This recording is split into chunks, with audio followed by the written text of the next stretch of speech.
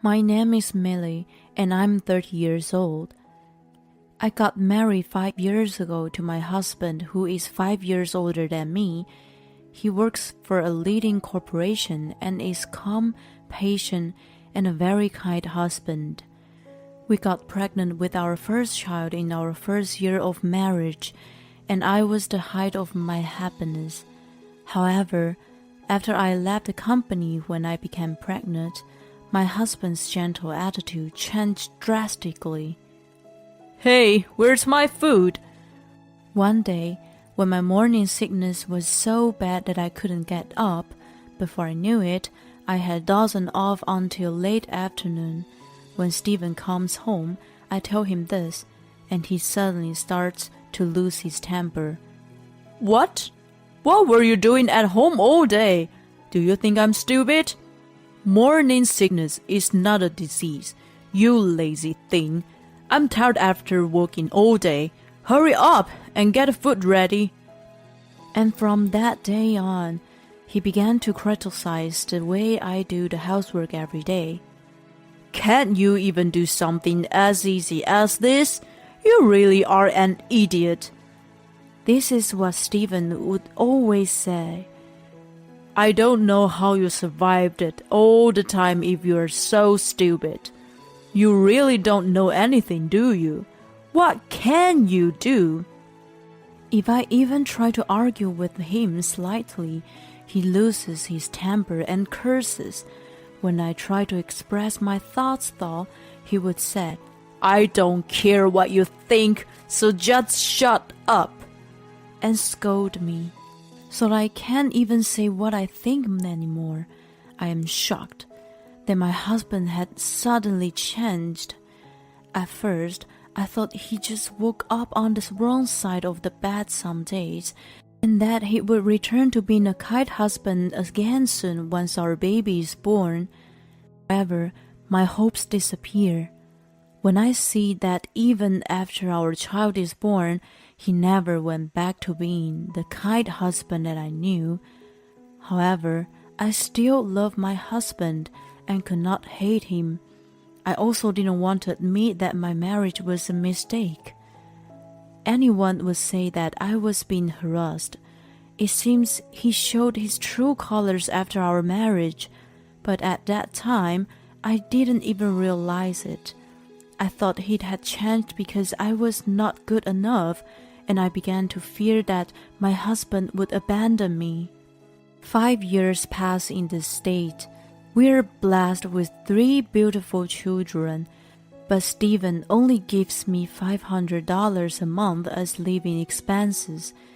We lived in company housing, so the rent is deducted from his salary, and our water and utility bills are also paid by direct debit from the bank. My husband says that $500 is more than enough, but buying milk and diapers for the children, as well as daily necessities and groceries, makes it very tight. I start using my savings from when I was single to pay for our living expenses. But this too has run out, and we are forced to live a very difficult life. When Stephen comes home from work and sees the cheap dinner I had prepared, he says, "What? This is all there is for dinner? Can you cook something more decent? You're at home every day, wasting your time. Can't you even cook a proper meal?" When I tell him I didn't have enough money to buy the ingredients, he replies, "Huh? I hand you living expenses every month. It's a housewife's duty to make ends meet. That's what all the housewives do. You really can't do anything, can you? Stop wasting my money, you parasite." He won't stop yelling. To aid, my husband has been having an affair for years. At first, he was meeting his lover in secret, but recently, he no longer bothers to hide anything. Even at times like this, I'm afraid that he would leave me. I think I'm completely brainwashed by my husband. One day, I'm sensitive to Steven's mood in this way, and watching my children grow was the only comfort that I had. However, even if I want to dress my children in cute clothes, I can't afford to buy any. Even if my mom friends invite me to lunch or tea, I cannot afford to take them. It's fine that I don't get to hang out with my friends, but I feel so bad for the children. Stephen will say that all housewives were making ends meet with $500, but the mom friends around me didn't seem to show the slightly bit of sorrow at all. They are always dressed well and are lively, and their children seem to be happy too.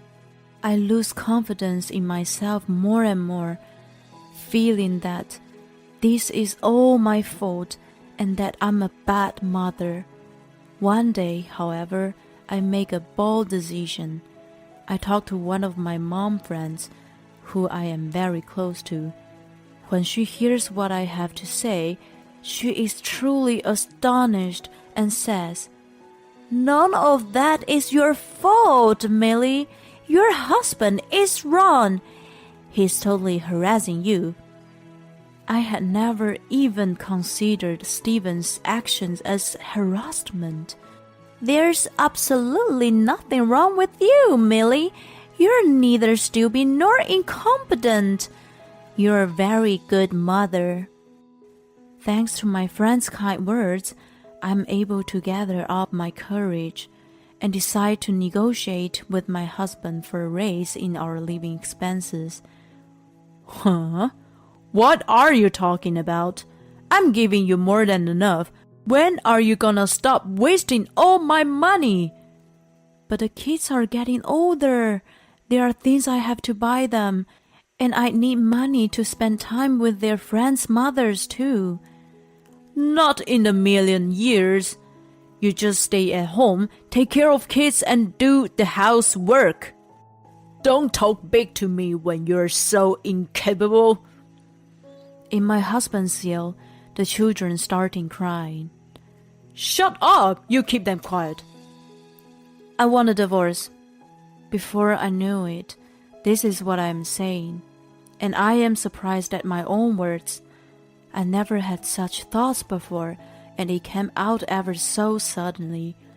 Stephen stops, looking surprised for a moment, but immediately says, "Do you really think you're in a position to say something like that, you parasite? Well, okay, I'll be thrilled to not see your sad face anymore, but you're returning the money you've been squeezing out of me. $500 a month, so $6,000 a year, making it $30,000 in 5 years. And of course, I'm keeping the children. You get the $30,000 ready and leave on your own." With this, he leaves the house as usual. I hug my crying children, and I cry with them. The youngest one is only 11 months old. Of course, there is no way I can afford to pay $30,000, but more than that, I need to do something about the children. I would rather die than be separated from them, but I don't have the confidence to spend any more time with a terrible husband. I'm so overwhelmed that I finally called my mom. My dad passed away when I was in college, so the house I grew up in doesn't exist anymore. My mom is now living with my brother and his wife in the house they built, and this is a reason why I couldn't rely on her. Even when I was having a tough time, I didn't want to worry her. When I tell her what happened on the phone, she tells me off for not noticing her earlier, and I heard her crying. After that, she tells me that my brother and his wife are both worried too, and that I should come to their house as soon as possible. But before that, Mom tells me to gather evidence on Stephen's affair, and so I start recording his actions from that day on. Receipts of him buying presents and brand products to his lover, as well as hotel receipts of them staying together. in addition to credit card statements, are all carelessly thrown in the garbage, so it is easy to gather evidence. My mom hires a lawyer who speaks to Stephen. He is saying he doesn't want to get a divorce, even if we were separate. He says he is keeping custody of the children. I feel this is going to take a long time and decide to get ready to take the children to my brother's house. However, while this is happening, we find out that Stephen has stomach cancer. As it was detected early, they said it can be cured by surgical removal. Stephen goes to stay at the hospital. Life without my husband at home is truly peaceful and refreshing, and I feel so calm all the time. Perhaps it is because I have become more cheerful, but I feel that my children also seem to be livelier than usual. Seeing my children in such a state, I become even more certain that I need to get a divorce. I have no regrets leaving my husband, who says his cancer is due to a stress from my actions. I'm determined to raise my children on my own and make them happy, no matter what. Then, Stephen suddenly softens his attitude and he says he is willing to divorce me. It seems that by finding out about the cancer and having his life in danger, and by overcoming it, he has realized that he wants to start his life all over. Now that he has been given a second chance at life, he wants to reset everything, let go all of that is unnecessary, and live life with the people that are truly precious to him. Even in a situation like this, it's all about himself. I don't mind what he says about me, but to call the children unnecessary too? I am just stunned. However, there is no reason for me to throw away this opportunity to get divorced. I swiftly get things done before Stephen changes his mind.